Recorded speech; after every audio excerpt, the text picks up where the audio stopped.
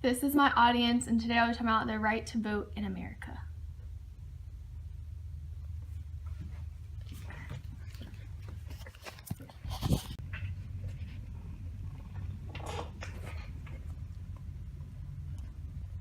The right to vote in the United States of America is considered a fundamental privilege under the Constitution.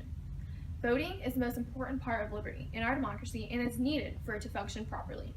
According to William Jefferson Clinton of Yale University, the government is unable to overcome any challenges and increase opportunities for citizens when voting rights are denied, diluted, or restricted. Throughout the history of the United States, the right to vote has been an important issue. Over time, the right to vote has expanded to more and more of our citizens.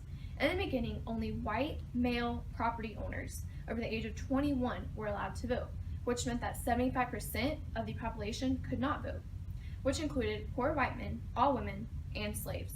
These people were considered second-class citizens with very few rights.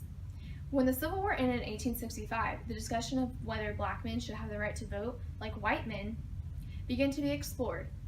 On February 3rd, in 1870, the 15th Amendment to the Constitution was ratified and granted African American men the right to vote by declaring that the right of citizens of the United States to vote shall not be denied or abridged by the United States or any state on account of race, color, or previous condition of servitude.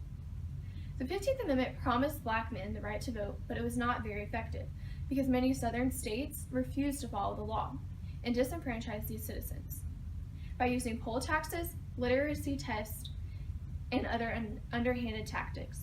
The African American men in these areas were unable to vote. Long before the Civil War, women were fighting for the right to vote in America.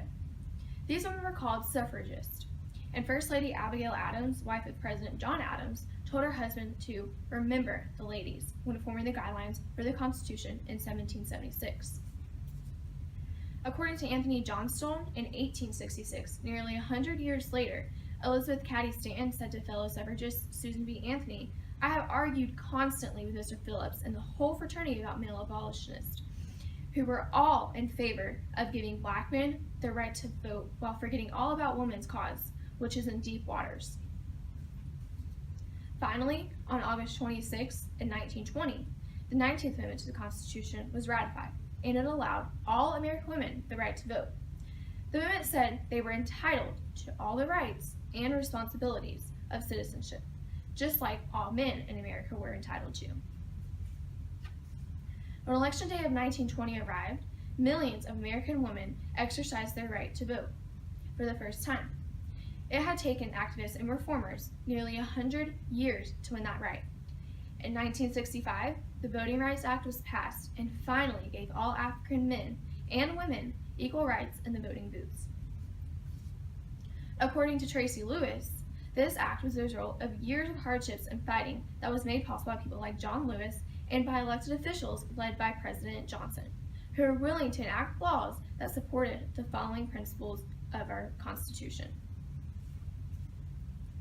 When the Voting Rights Act of 1965 was passed, nearly 100 years after the 15th Amendment, the majority of African Americans in the South were finally allowed to register and vote.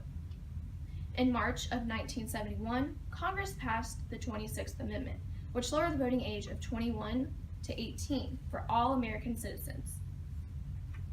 The struggle over voting rights is not over yet. There are still groups of citizens who are fighting to be counted at the polls. The debate over whether or not convicted felons who have served their time should be allowed to vote continues to be argued in courts today. And in many countries, or in many areas, non-citizens are demanding their right to vote in local elections, but are not getting that right. The debate over what it means to be a truly democratic society will continue until these issues are resolved. Voting is one of the most powerful privileges we have, and it took nearly 150 years for everyone to have the right to vote. This right needs to be protected so the gains we have made are not lost. Thank you.